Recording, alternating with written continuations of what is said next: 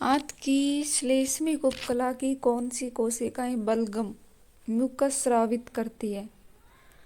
उस कोशिका का नाम बताना है जो क्या स्रावित करती है, बलगम स्रावित करती है, म्यूकस का स्राव करती है। तो वो कोशिका कौन सी है? गोबलेट कोशिका। कौन सी है? गोबलेट कोशिका। गोबलेट कोशिका आंत की श्लेष्मिक उपकला में म्यूकस या श्लेष्म स्रावित करती है जो आंत की सतह को चिकनाई और सुरक्षा प्रदान करती है। चीफ सेल, जिसका नाम पेप्टिक सेल है, पेट में पेप्सिनोजन और गैस्ट्रिक लाइपेज स्रावित करते हैं, और ऑक्जेंटिक सेल HCl स्रावित करता है। अगला सवाल देखते हैं। कौन से दांत भोजन को चीरने फाड़ने का काम करता है? उस दांत का प्रकार बताना है जो चीरने फाड़ने का काम करता है। तो चीरने फाड़ने का काम करता है रदनक। कौन सा करता है? रदनक। रदनक तो करता है चीरने फाड़ने का काम। कृंतक करता है काटने का। चवर्णक और अग्र चवर्णक करते हैं पीसने और कुचलने का। अगला सवाल देखते हैं। रेशम के कीट का भोजन क्या है? रेशम के कीट कहाँ पाए जाते हैं, किस पेड़ पर पाए जाते हैं? सबको पता है कहाँ पाए जाते हैं, शहतूत पर। और रेशम कीट पालन को कहते हैं सेरीकल्चर। ठीक है।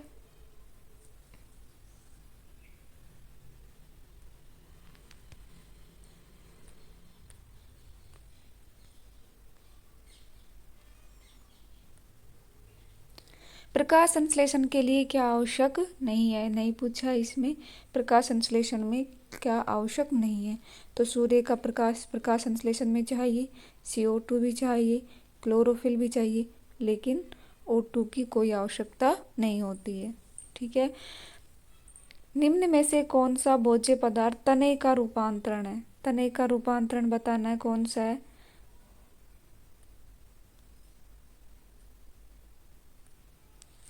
शलजम, गाजर, शकरकंद या आलू? तो आलू क्या है? तने का रूपांतरण है। भूमिगत तने के रूपांतरण पहला क्या है? कंद।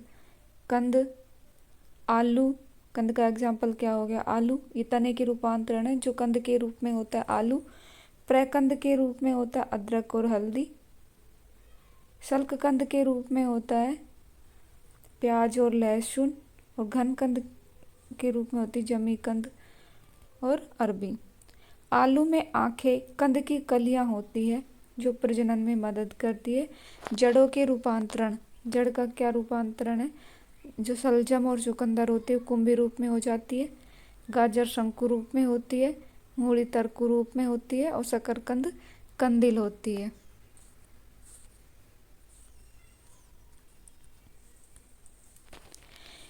कौन सा एंजाइम अग्नाशय द्वारा स्रावित नहीं होता? उस एंजाइम का नाम बताना है जो अग्नाशय द्वारा स्रावित नहीं होता है।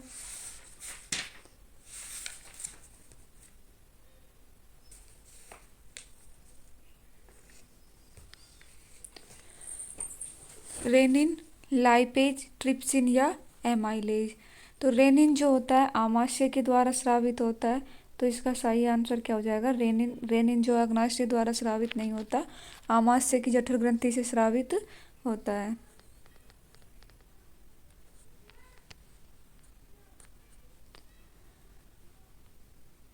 अगला सवाल देखते हैं। कौन सा एंजाइम लार में उपस्थित होता है? लार में कौन सा एंजाइम उपस्थित होता है? तो लार में कौन सा होगा? पेप्सिन, ट्रिप्सिन, लैक्टेज या टाइलिन? टाइलिन क्या होता है? लार में पाया जाता है। ठीक है। टाइलिन लार में मौजूद एंजाइम है जो स्टार्च को माल्टोज में तोड़ देता है और पाचन प्रक्रिया शुरू करता है। पेप्सिन पेट में यानी आमाशय में पाया जाता है, ट्रिप्सिन अग्नाशय में, और लैक्टेज छोटी आंत्र में स्रावित होता है।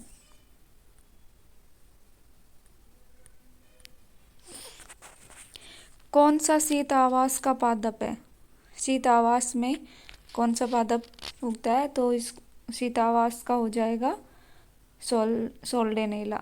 सोल्डेनेला पादप शीत आवास में उगता है। सोल्डेनेला शीत आवास का पौधा जो अल्पाइन क्षेत्रों में उगता है और ठंडे तापमान को सहन करता है। हाइड्रिला क्या होता है, जलीय। बांस क्या होता है, उष्णकटिबंधीय। और ओपेनशिया होता है रेगिस्तानी पौधा।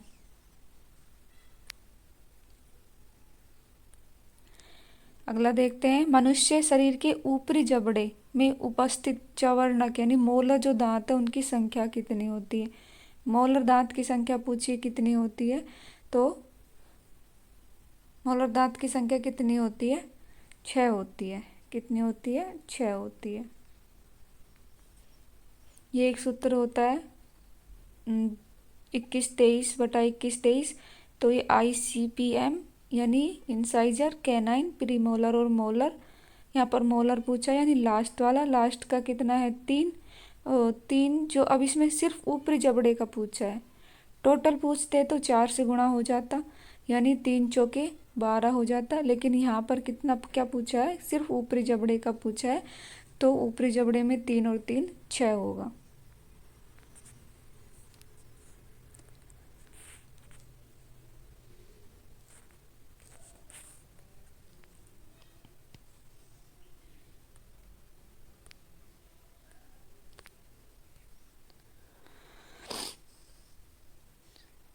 अगला सवाल देखते हैं, सहजीवी पादप है, इसमें से बताना सहजीवी पादप कौन सा है। मोनोट्रोपा, ड्रोसेरा, लाइकेन या फिर डायोनिया।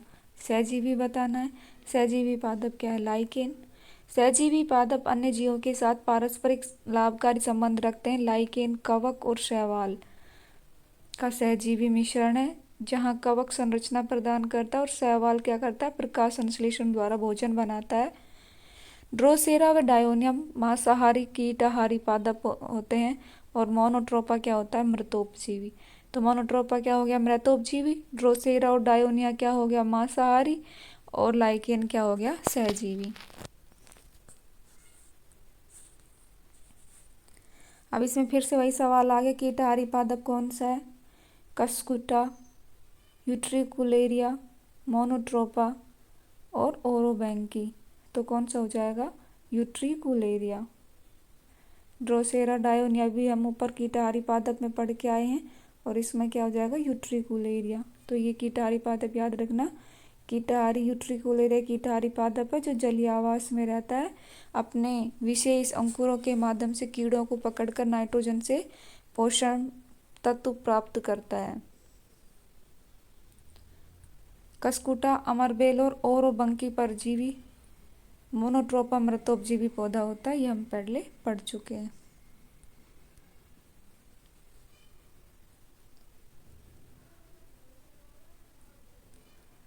चलिए अगला सवाल देखते हैं, जठर रस में होता है। अब इसमें जठर रस में मुख्य रूप से पेप्सिन प्रोटीन पाचक होता है, गैस्ट्रिक लाइपेज वसा पाचन होता है, शिशुओं में रेनिन दूध पाचन के लिए होता है, ट्रिप्सिन क्या होता है, अग्नाशय से उत्पन्न होता है। ये 2016 में सवाल आया था और इसमें बोनस मिला था।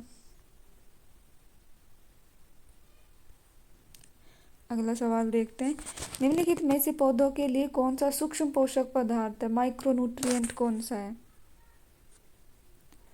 सूक्ष्म पोषक पदार्थ कौन सा है, वृहद पोषक और सूक्ष्म पोषक दो होते हैं, तो इसमें से सूक्ष्म बताना है। तो सल्फर, मैंगनीज, मैग्नीशियम और फास्फोरस। मैंगनीज, तो इसका उत्तर क्या हो जाएगा, मैंगनीज। देखो एक मैंगनीज होता है और एक मैग्नीशियम, तो मैग्नीशियम व्रत में आता है और मैंगनीज किस में आता है, सूक्ष्म पोषक तत्वों में आता है। तो सूक्ष्म पोषक तत्व के ये और एग्जाम्पल याद कर ले, iron, manganese, boron, zinc, copper, molybdenum, chlorine, nickel, iodine, selenium, cobalt और सिलिकॉन।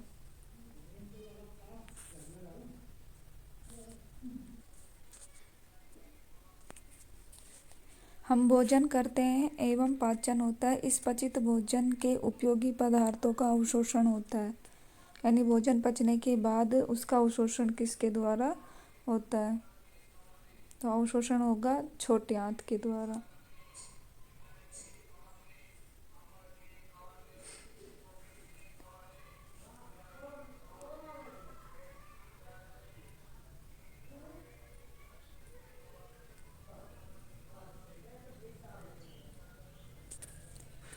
पौधे प्रकाश संश्लेषण द्वारा भोजन बनाते हैं। प्रकाश संश्लेषण क्रिया में निम्न आवश्यक होते हैं। यह पहले सवाल आ चुका है।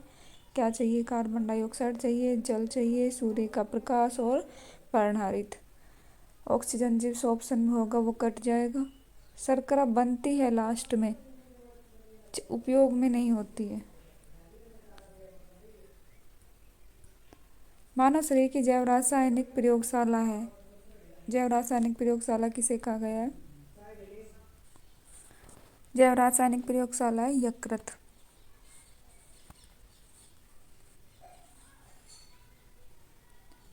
मानव शरीर में बड़ी आंत का कार्य क्या है? प्रोटीन को पचाना, कार्बोहाइड्रेट को पचाना, पचे हुए भोजन से सभी पोषक तत्वों को अवशोषित करना।